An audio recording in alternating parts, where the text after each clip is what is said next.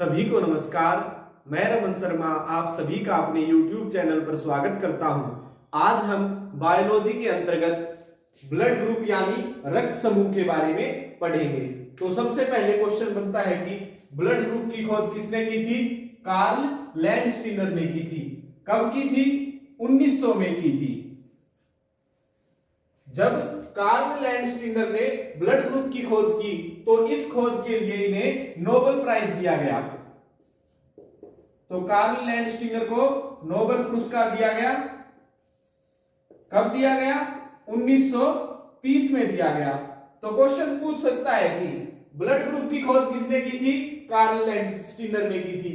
फिर पूछ सकता है कि ब्लड ग्रुप की खोज कार्ल लैंडस्टीनर ने कब की? 1900 में की थी। फिर पूछ सकता है कि ब्लड ग्रुप की खोज करने पर कार्ल लैंडस्टीनर को नोबेल पुरस्कार कब दिया गया?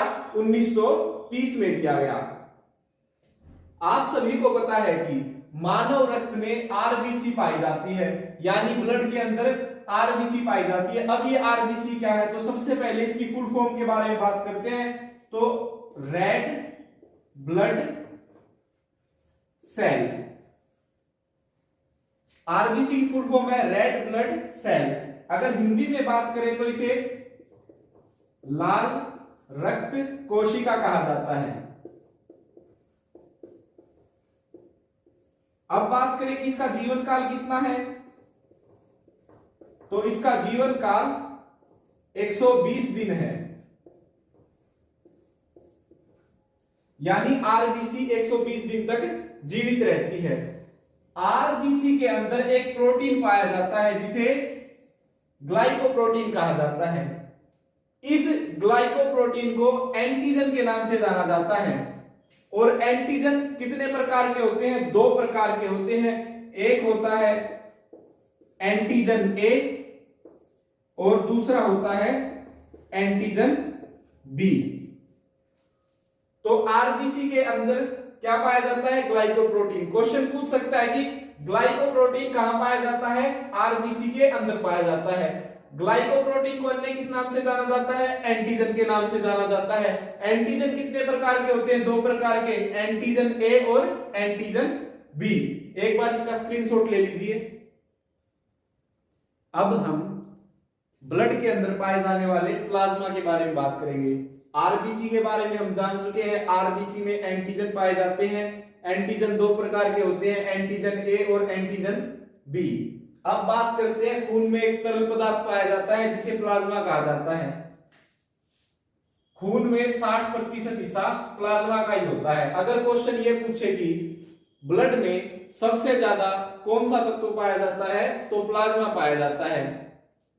तो 60% हिस्सा प्लाज्मा होता है। इस प्लाज्मा के अंदर एक प्रोटीन पाया जाता है जिसे एंटीबॉडी बोलते हैं। क्या बोलते हैं? एंटीबॉडी बोलते हैं। ये एंटीबॉडी 2 प्रकार के होते हैं, एंटीबॉडी ए और एंटीबॉडी बी। ये शॉर्ट फॉर्म में लिखी जाती है, एंटीबॉडी ए, एंटीबॉडी बी। और जो एंटीजन है ये कैपिटल लेटर्स में लिखे जाते हैं, एंटीजन ए, एंटीजन बी। ये दोनों एक दूसरे के विपरीत काम करते हैं, यानी जो एंटीजन ए है और एंटीबॉडी ए है ये दोनों आपस में नहीं रह सकते, इनकी बनती नहीं है। और जो एंटीबॉडी बी है और एंटीजन बी है ये भी आपस में नहीं रह सकते, इनकी बनती नहीं है। तो ये कहां रहते हैं? एंटीजन ए और एंटीजन बी तो एक साथ रहते हैं, एंटीबॉडी बी और एंटीजन ए एक साथ रहते हैं, यानी वे विपरीत रहते हैं। कोई भी मनुष्य है उसके अंदर ब्लड पाया जाता है, तो जिस इंसान के अंदर एंटीबॉडी ए होगी उसके शरीर में एंटीजन बी पाया जाएगा। यानी जिस प्लाज्मा के अंदर एंटीबॉडी ए होगी उसकी आरबीसी में एंटीजन बी पाया जाएगा, और जिसके प्लाज्मा में एंटीबॉडी बी होगी उसकी आरबीसी में एंटीजन ए पाया जाएगा। आप ये समझ गए होंगे। जब भी किसी को ब्लड दिया जाता है तो जिसकी एंटीबॉडी ए हो उसको एंटीजन ए का ब्लड नहीं चढ़ाया जाता, ये चीज ध्यान रखी जाती है। अगर एंटीबॉडी ए और एंटीजन ए को एक साथ मिला दिया जाए तो खून चिपचिपा हो जाता है और उससे वो नष्ट हो जाता है। इस प्रक्रिया को एग्लूटिनेशन कहा जाता है, यानी अभिश्लेषण कहा जाता है। एंटीबॉडी ए और एंटीजन ए को एक साथ मिला दिया तो खून चिपचिपा हो जाएगा। एंटीबॉडी बी या एंटीजन बी को एक साथ मिला दिया जाए तो भी खून चिपचिपा हो जाएगा और नष्ट हो जाएगा। उस प्रक्रिया को क्या कहा जाएगा? एग्लूटिनेशन या अभिश्लेषण।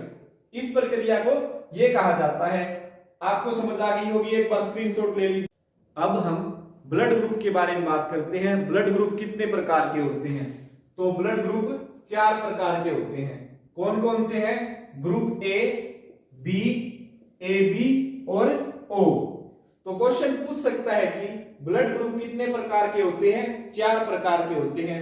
कौन कौन से? Blood group A, blood group B, blood group A B और ब्लड ग्रुप ओ।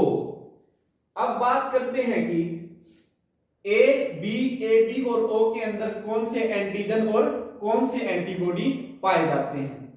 तो जो ब्लड ग्रुप ए है उसके अंदर एंटीजन ए पाया जाता है। ब्लड ग्रुप बी में एंटीजन बी पाया जाता है और ब्लड ग्रुप ए बी में एंटीजन ए बी पाया जाता है। और जो ओ ब्लड ग्रुप है उसके अंदर एक भी एंटीजन नहीं पाया जाता। अब एंटीबॉडी की बात करें तो जब एंटीबॉडी की बात करते हैं तो आपको पता है कि जहां पर एंटीजन ए होगा वहां पर एंटीबॉडी ए नहीं पाएगा, तो यहां पर एंटीबॉडी बी मिलेगा। ऐसे ही जब आपको पता है कि ब्लड ग्रुप बी में एंटीजन बी पाया जाता है तो एंटीबॉडी उसका विपरीत यानी ए मिलेगा। अब बात की जाए एंटीबॉडी या एंटीजन ए बी में कौन सा मिलेगा, तो जब आपको पता है कि ए बी के अंदर एंटीजन ए और बी दोनों पाए जाते हैं तो इसके अंदर कोई भी नहीं होगा। अब एंटीबॉडी ओ में कौन सी होगी?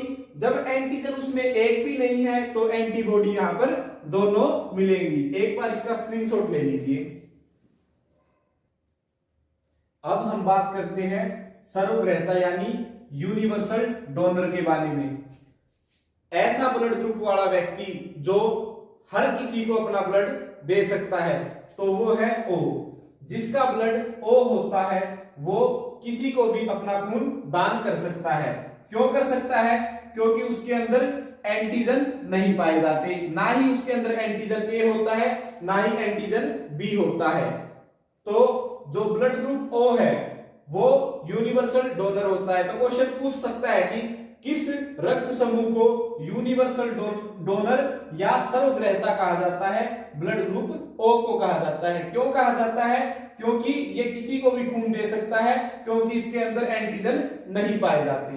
अब बात करते हैं सर्वग्राही या यूनिवर्सल रेसिपिटर के बारे में। वो है blood group A B. Blood group A B एक ऐसा ब्लड ग्रुप है जो किसी से भी रक्त ले सकता है। तो अगर ए बी ग्रुप वाला कोई व्यक्ति है, उसे खून की जरूरत पड़ी तो उसे हर इंसान खून दे सकता है। क्यों दे सकता है? क्योंकि इसके अंदर एंटीबॉडी ना पाई जाती है, यानी ना ही एंटीबॉडी ए पाई जाती है ना ही बी पाई जाती है। तो इस कारण से ए बी हर किसी इंसान से ब्लड ग्रुप ले सकता है। तो क्वेश्चन पूछेगा कि किस ब्लड ग्रुप को यूनिवर्सल रेसिपिटर या सर्वग्राही कहा जाता है? तो ए बी को कहा जाता है। एक बार इसका स्क्रीनशॉट ले लीजिए। अब हम बात करते हैं आरएच फैक्टर के बारे में। तो सबसे पहले प्रश्न बनता है कि आरएच फैक्टर की खोज किसने की थी? कार्ल लैंडस्टीनर और वीनर ने की थी। आरएच फैक्टर की खोज 2 वैज्ञानिकों ने की, कार्ल लैंडस्टीनर और वीनर। कब की थी? 1940 में की थी। तो क्वेश्चन पूछ सकता है कि आरएच फैक्टर की खोज किसने की? कार्ल लैंडस्टीनर और वीनर ने की। फिर पूछ सकता है कि आरएच फैक्टर की खोज कार्ल लैंडस्टीनर और वीनर ने कब की थी? 1940 में की थी।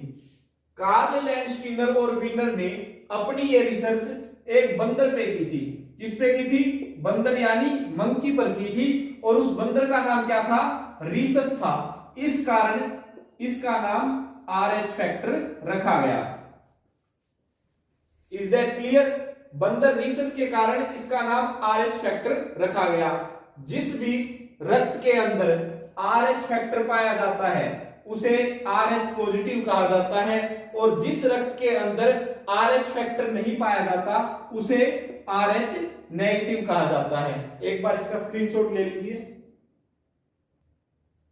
अब हम बात करते हैं एरिथ्रोब्लास्टोसिस फिटेलिस के बारे में। अब ये एरिथ्रोब्लास्टोसिस फिटेलिस क्या चीज है इसके बारे में जानते हैं।